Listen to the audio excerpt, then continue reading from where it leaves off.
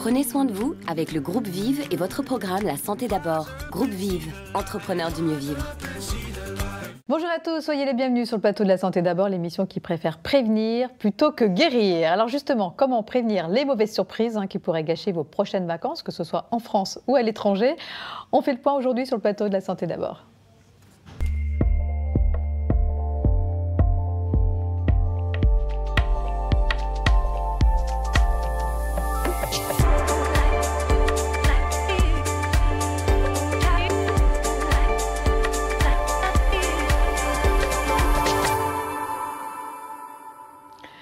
Alors c'est vrai, chaque année c'est la même angoisse, à quelques jours du grand départ. Que mettre dans la trousse à pharmacie, que prévoir en cas d'accident, comment prévenir et soulager les petits maux de l'été. Je vous propose un petit check-up pré-vacances avec mes deux invités, afin que vous puissiez profiter au maximum de cette trêve estivale. Stéphane Delouillat, bonjour. Bonjour. Vous êtes pharmacien d'officine à Paris. Oui. Amélie Léonard, bonjour. Bonjour. J'aurais dû commencer par vous, je suis désolée, honneur aux dames d'habitude. Vous êtes chargée d'assistance chez RMA, Ressources Mutuelles Assistance. Voilà, je ne pouvais pas mieux tomber un pharmacien et vous donc qui allez nous dire comment faire si on tombe malade pendant les vacances, si on a un accident ou quoi que ce soit. Alors déjà, comment les Français préparent-ils leurs vacances d'été? C'est un reportage de Marine Kijek.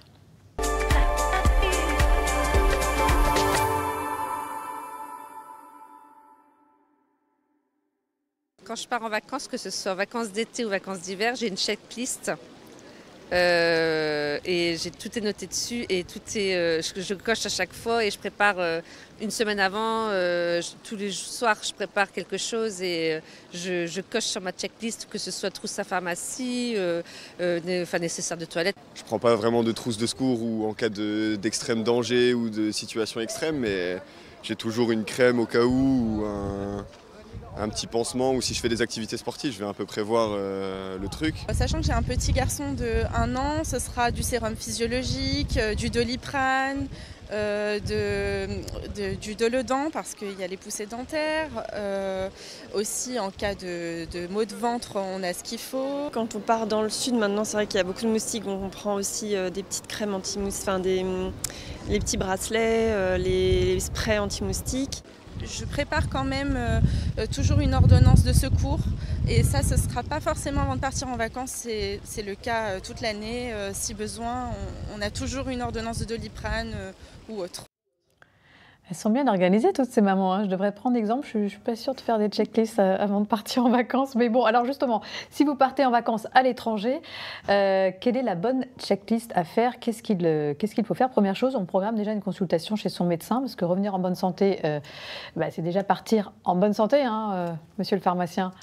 Oui, tout à fait. Alors, on voit avec son médecin quels sont les bons traitements à adapter. Si on a également des traitements chroniques, comment bien vivre son traitement en vacances. Parce que avec tous les aléas des vacances, partir avec son traitement, c'est pas évident. Alors, je pense par exemple aux produits pour le diabète, c'est ça? Il faut faire attention, il faut le mettre au frais Il y a des conditions de conservation, il y a des conditions pour l'utilisation. Et puis aussi, il y a une question aussi de délai, puisqu'en fait, votre ordonnance, on ne peut la délivrer que tous les mois. Et puis, si votre départ à l'étranger est supérieur à 1 mois, alors comment faire? Il faut demander à votre médecin surtout d'apposer sur l'ordonnance la mention « départ à l'étranger » pour la durée de X mois, et vous avez entre 1 et 3 mois la possibilité d'avoir un traitement d'un coup pour être tranquille pendant toutes vos vacances. Donc bien penser à son médecin de faire cette mention-là. On vérifie aussi ses vaccins. Alors les vaccins recommandés déjà, on fait attention pour que tous ces vaccins soient toujours à jour. Alors justement, quels sont les vaccins que vous allez recommander en priorité aux adultes là, qui nous regardent et qui se disent « Oh là, mon dernier vaccin, je ne sais plus quand ça date ». On va dire le DT polio, forcément, tétanos. On va leur recommander de venir nous voir avec leur carnet de santé. Avec la date de naissance, on saura exactement quel est le vaccin en fait, qu'il faut qu'ils fassent. Oui, parce que les pharmaciens vaccinent maintenant. Alors depuis quelques mois, avec une ordonnance médicale, les adultes ou les enfants de plus de 16 ans, on a la possibilité de les vacciner, en plus de leur délivrer le vaccin. Donc de faire les 11 vaccins obligatoires? Les 14 recommandés. 14 recommandés. Voilà. Alors pour les vaccins qui sont un petit peu plus exotiques, qui nécessitent en fait un petit peu plus d'encadrement, là il y a des centres et des instituts, je pense qu'Amélie pourra nous en parler. Alors justement, il y a des vaccins qui vont être recommandés, voire obligatoires pour certaines destinations. Alors justement, je me tourne vers vous Amélie, comment savoir ce qu'il faut faire en termes de vaccination? Alors, si une personne part à l'étranger, par exemple dans les pays tropicaux, et qu'elle a un doute sur les vaccins qu'elle doit avoir, elle peut nous contacter, tout à fait, c'est la base. Appeler l'assistance, savoir comment on est couvert. Elle peut nous appeler et on la met en relation avec un médecin. On appelle ça faire une demande d'avis médical, en fait, un conseil médical. Et elle pourra avoir ce retour-là. Donc, savoir quel vaccin faire. Et là, pour le coup, on ne peut pas se faire vacciner chez son pharmacien, chez son médecin.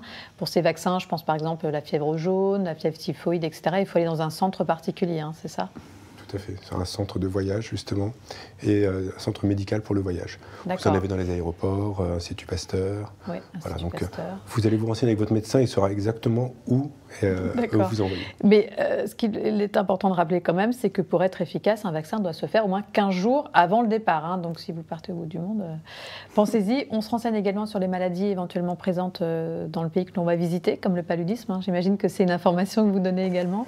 Alors on donne des informations plutôt génériques quand on appelle l'assistance. Et puis nous, on envoie des fiches d'information en fait, selon les destinations où il y a des conseils, voilà, des recommandations.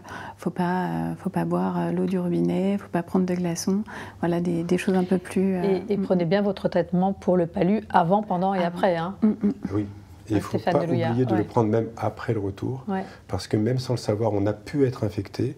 Le traitement, il est efficace avant, il est pendant, mais le parasite peut tout à fait se développer après encore. Il faut tout à fait prendre quelques semaines après le traitement. Un parasite qui, je rappelle, est transmis par les moustiques. Donc on se protège. Ça n'empêche pas de se protéger aussi des moustiques. On va en parler dans la deuxième partie de cette émission.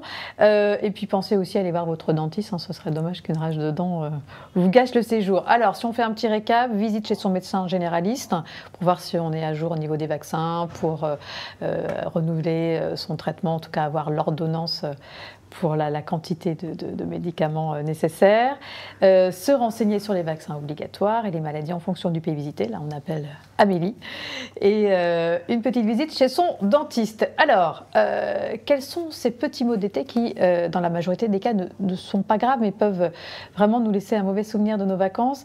Stéphane, parlons d'abord de l'insolation, hein, c'est le coup de chaleur et de la déshydratation. Alors on ne sait pas si l'été sera chaud cette année, mais avec le réchauffement climatique, ce sont des problèmes qui risquent d'être de plus en plus fréquents. Et oui, j'ai lu quelques... J'ai lu quelques prévisions, il semble que l'été pourrait être chaud. Alors l'été peut être chaud. Ce qu'il faut, dans tous les cas, quand on parle de prévention, c'est anticiper. Et quand on anticipe, qu'est-ce qui permet en fait d'éviter d'avoir un coup de chaleur ou un coup de soleil c'est l'éviction. L'éviction, ça veut dire ne pas se mettre au soleil dans des heures où effectivement il y a de plus grands risques, c'est-à-dire entre 11h et 16h. Oui, ce qui paraît du bon sens, mais on ne le fait jamais. Mais une insolation, comment on reconnaît les premiers symptômes là, on se dit, c'est compliqué à reconnaître les premiers symptômes. C'est pour ça qu'il faut prêter attention quand on est au soleil, quand on s'expose. Les maux de tête. Alors on peut avoir des maux de tête sans que ce soit forcément une insolation. Des nausées. On peut avoir des nausées sans que ce soit une insolation. Oui, voilà, des troubles, des vertiges, etc. Donc tous ces signes-là de malaise, de mal-être, il faut que ça mette un petit signal d'alarme quand on s'est exposé pour dire j'ai peut-être pris un petit peu trop de soleil.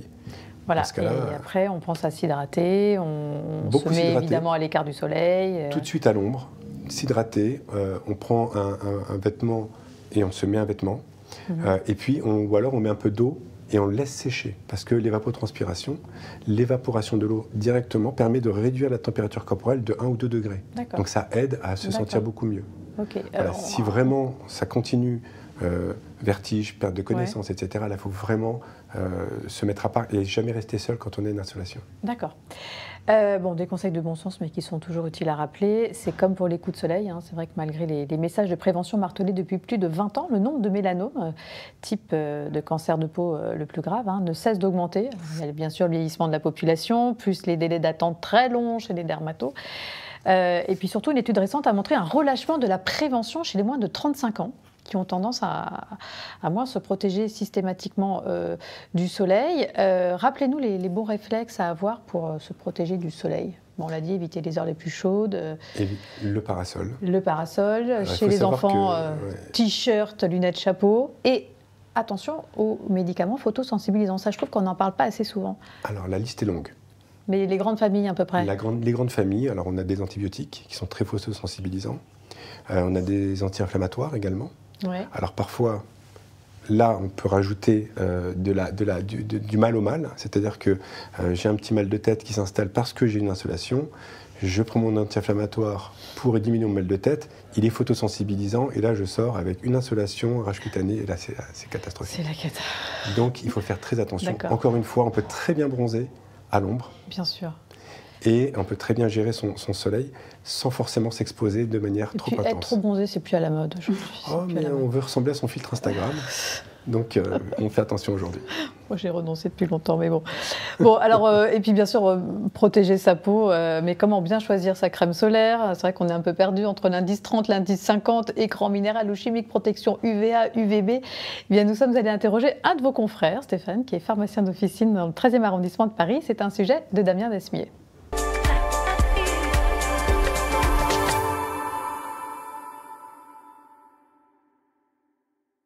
Bonjour madame, est-ce que je peux vous aider ou vous donner un conseil? Donc vous avez l'indice 50 ici, oui. Donc, qui est adapté à votre phototype. Oui, comme vous m'avez dit, donc tout du à 50. Fait. Le SPF veut dire facteur de protection solaire. C'est un indice qui permet de connaître le taux de pénétration des UVB surtout dans la peau. L'indice de protection se différencie peu entre le 30 et le 50. Ce qui est important, c'est le temps de protection en réalité. Le temps d'une exposition et d'une brûlure sans protection, 5 minutes. Quand on met un indice 50, on multiplie par 50, c'est 5 minutes. Donc avec un indice 50, on est protégé à environ 4 heures. Donc beaucoup plus longtemps. Pour le visage, oui. Contrairement à l'huile, il vaut mieux préférer une crème, et donc une crème pénétrante avec une texture plus légère. Assez agréable. Ça fait blanc, mais ça pénètre directement. Vous voyez, il n'y a pas de marque. marque. Ça m'hydrate et ça sent bon. Absolument. Donc il existe des crèmes qui marquent, qui sont bleutées et qui disparaissent 5 minutes après, qui nous permettent de pouvoir savoir où est-ce qu'on a mis de la crème et n'en oublier aucune partie du corps en tout cas. On n'en utilise jamais assez. Normalement, pour qu'il y ait un taux de protection suffisant, il faut à peu près 2 mg par centimètre carré. On n'en utilise que 0,5, donc 4 fois moins. Il faudrait avoir des textures couvrantes et en mettre le plus souvent possible, c'est-à-dire toutes les heures. Puis appliquer le plus possible de crème sur les parties les plus exposées. Bon, si je résume, aucun solaire ne bloque à 100% les rayons lumineux et il faut renouveler l'application toutes les 2 heures et après chaque bain, quel que soit le SFP, et en quantité suffisante. Sauf qu'on n'en met pas assez, quoi. C'est ça le problème. Donc c'est pas toutes les 2 heures, ça serait presque toutes les demi-heures. Toutes les 2 heures si on en mettait suffisamment. C'est-à-dire si on en mettait 2 mg par... 2 mg par centimètre carré. Juste pour avoir une petite idée de ce que ça représente. Ouais, c'est quoi? C'est 5 grammes pour un enfant, pour un bébé. Ouais. Puisqu'il a 0,25 m², et un adulte qui a à peu près 2 m² de peau, ça veut dire un demi-tube par application. Un demi-tube toutes les 2 heures. Toutes les 2 heures. Donc vous imaginez qu'en fait, non, on n'en met jamais assez. Donc en réalité, moins, voilà, en fait, c'est ça. C'est pas tant la quantité qu'il faut mettre, c'est la quantité de fois où on va renouveler en fait son application de crème solaire. Donc pensez à la renouveler tout le temps. Après chaque baignade, à chaque fois que vous essuyez, à chaque fois qu'il y a du sable, à chaque fois que vous enlevez.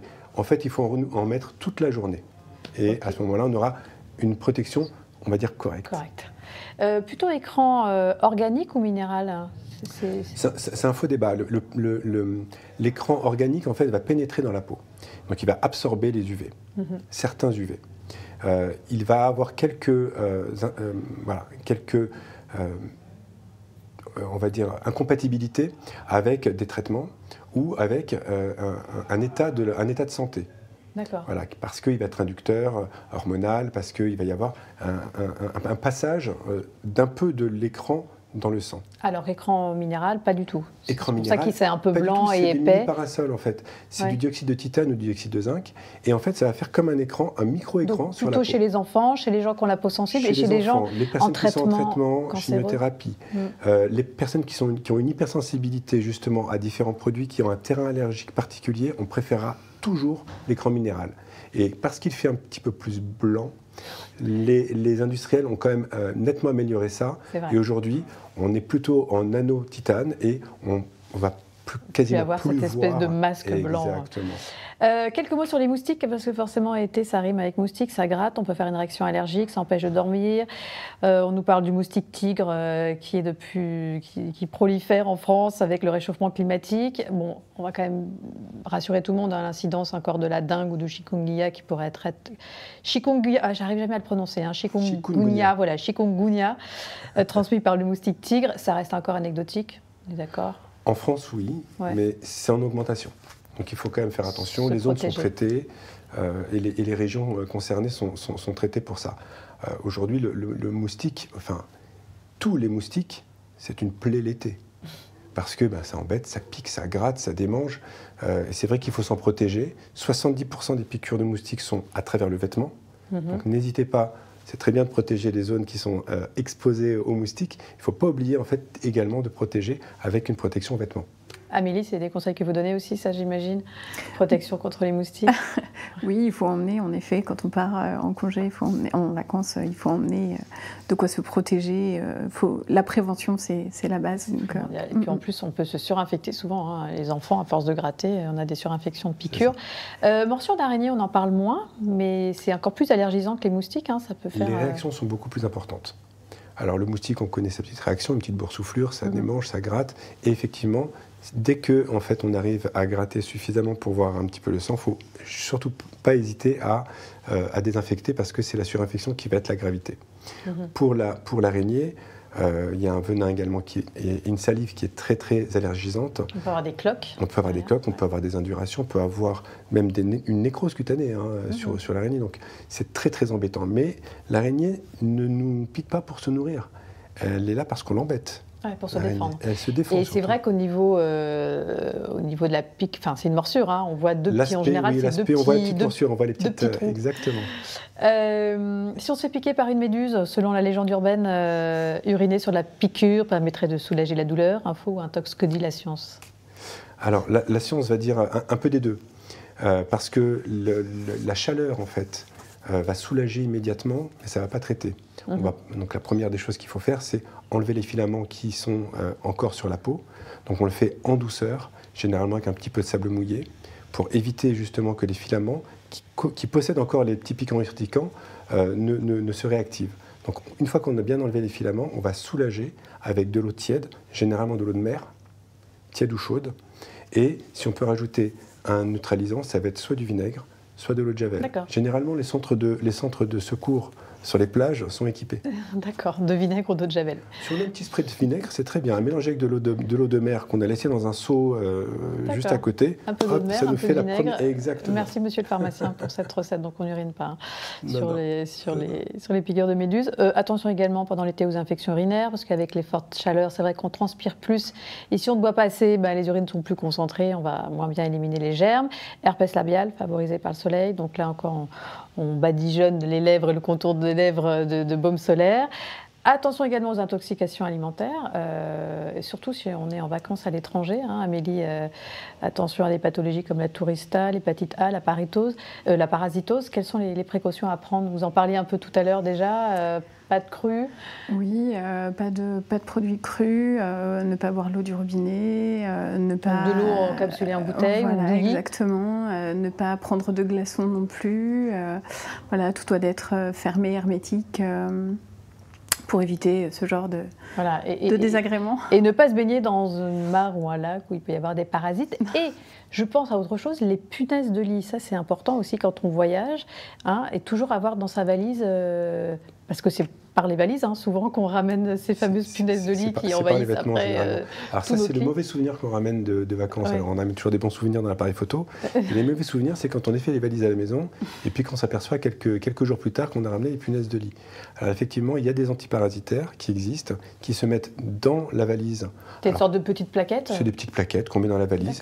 Il n'y a pas d'odeur, mais au moins, ça va vous aider à ce que la valise soit saine en arrivant. Ça va désinfecter le temps du voyage. Merci pour ce petit conseil bonus. Alors, des vacances à l'étranger, on le disait tout à l'heure, ça s'anticipe sur le plan de la santé, mais ça s'anticipe aussi sur un plan administratif. Alors justement, quels sont les documents à emporter, Amélie, en cas de problème de santé ? Alors, si vous partez en Europe, il faut impérativement se prémunir de la carte européenne d'assurance maladie. On en fait la demande auprès de la sécurité sociale. Parce qu'elle nous permet quoi en fait? Elle nous permet d'être remboursée, de ne pas avancer les frais si on doit acheter des médicaments? C'est une sorte d'équivalent de la carte vitale en France.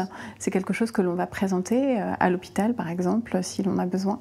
Et en effet, ça va déclencher les frais médicaux directement, sans passer pas forcément par l'assistance. Ça facilite, on va dire, l'administratif. D'accord. Carte de groupe sanguin aussi? Oui, tout à fait.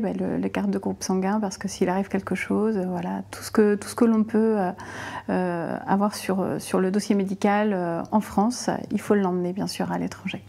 Et puis on vérifie bien sûr que tous les membres de la famille ont leur passeport à jour et en cours de validité, encore 6 mois après la fin du voyage. Je pense qu'on a tous vécu une expérience malheureuse. Au guichet, on nous dit ah non, vous ne pouvez pas embarquer. Alors, Amélie, vous sensibilisez aussi les futurs voyageurs aux frais médicaux importants auxquels ils pourraient être confrontés dans certains pays. Être malade aux États-Unis, par exemple, ça peut coûter très cher, hein. Oui, tout à fait. Si vous partez à l'étranger, c'est bien de connaître toutes les assistances qui peuvent vous aider. Il faut connaître tous ces contrats et appeler pour savoir comment on est couvert. Aux États-Unis, en effet, ça coûte extrêmement cher, bien plus cher qu'on ne l'imagine. Ah ben, j'ai des chiffres. Faire un accident vasculaire cérébral, si vous faites un accident vasculaire cérébral là-bas, vous êtes hospitalisé 4 jours, coût des 4 jours, 155 000 € quand même. Oui, alors dans les hôpitaux, NEC plus ultra, en effet, ça peut monter très vite. J'ai pris le NEC plus ultra, mais bon, ça peut chiffrer. En effet, ça coûte extrêmement cher. Et en une semaine, les frais médicaux à l'étranger sont plafonnés dans les contrats d'assistance. Donc c'est bien de les cumuler. C'est pour ça qu'il faut appeler tout le monde, savoir comment on est couvert, si on a une assurance. Est-ce qu'il faut prendre une assurance voyage, peut-être en plus Alors, plutôt que de faire des doublons, déjà savoir ce que l'on a dans ses propres contrats, la mutuelle, l'assurance habitation, l'assurance voiture, si on loue une voiture par exemple. Ça peut... La carte avec la carte bancaire bien sûr, tout à fait, voilà. Et donc appeler toutes ces assistances. Si l'on voit que les frais médicaux ne sont pas très élevés, eh bien en effet, c'est pas mal de compléter avec une assurance spécifique. Alors, c'est vrai que quand ça nous arrive malheureusement une fois sur place, quand on tombe malade ou qu'on a un accident, on ne sait pas toujours qui contacter, comment se faire rembourser, comment se faire rapatrier. Et c'est là que les assisteurs entrent en jeu. Alors, en quoi consiste ce métier qui mériterait d'être mieux connu? Eh bien, nous sommes allés rencontrer l'équipe d'assisteurs de Vive International Assistance à La Rochelle. C'est un reportage d'Hélène Laurenceau.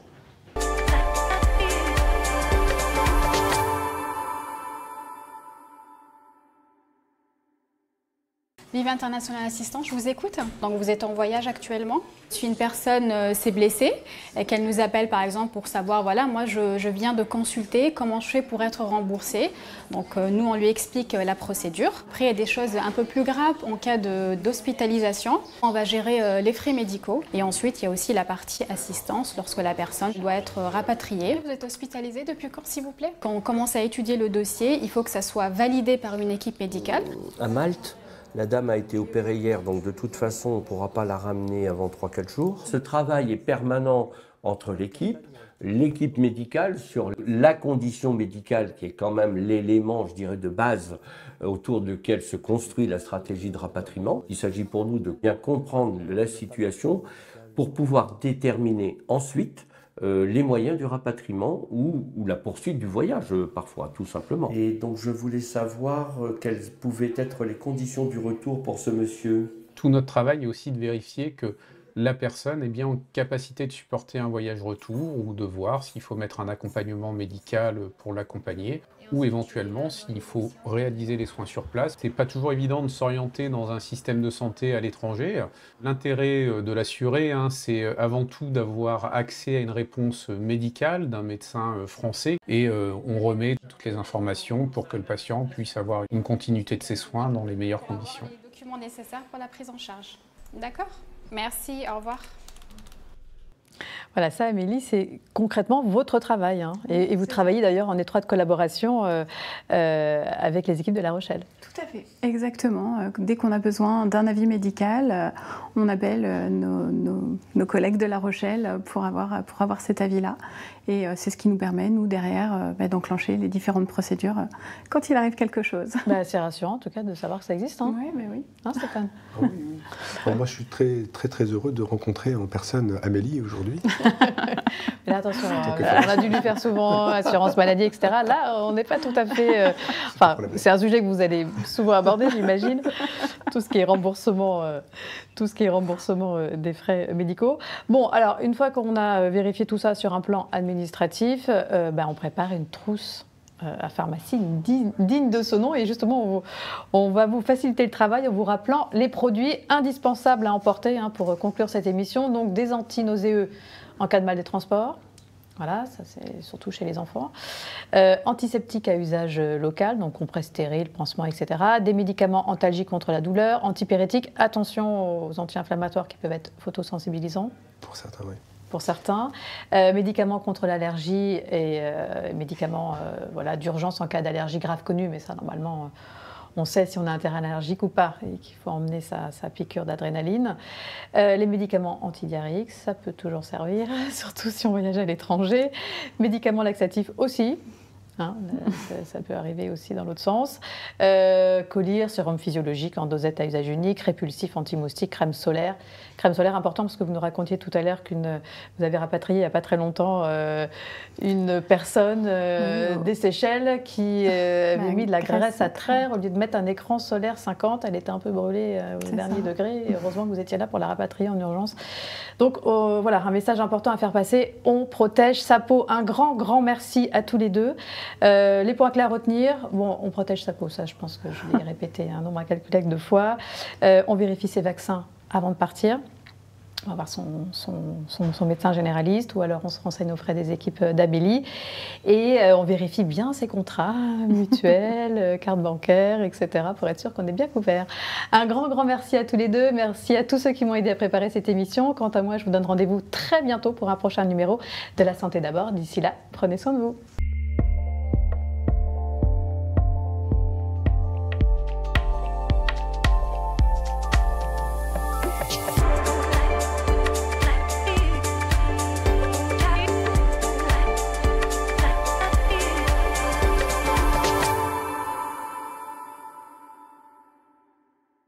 Le groupe Vive vous a présenté La Santé d'abord, le programme qui prend soin de vous.